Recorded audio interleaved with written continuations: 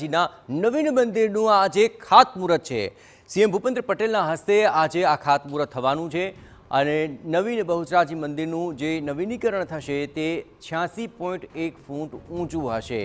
12:39 મિનિટે આજે આ ખાતમુહૂર્ત થવાનું છે। આપણે જણાવીએ કે સોમનાથ, દ્વારકા અને પાવાગઢની જેમ બહુચરાજી શક્તિપીઠનો પણ વિકાસ કરાશે। 80 કરોડ રૂપિયાના ખર્ચે મંદિરનું નિર્માણ થનારું છે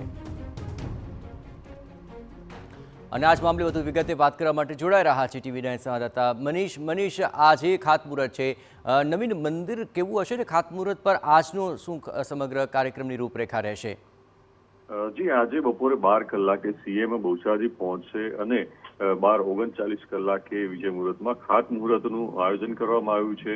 જેમ કે સોમનાથ, દ્વારકા અને પાવાગઢમાં વિકાસ થયો છે એ પ્રમાણે જ આ મંદિરનો પણ ભવ્ય વિકાસ કરવાનું તૈયારી હાથ ધરવામાં આવી છે। એના પ્રથમ ફેઝમાં આજે 80 કરોડના ખર્ચે આજે પ્રથમ ફેઝની ઉદ્ઘાટન ખાતમુહૂર્ત કરવામાં આવશે અને વિકાસની કામગીરી શરૂ કરવામાં આવશે।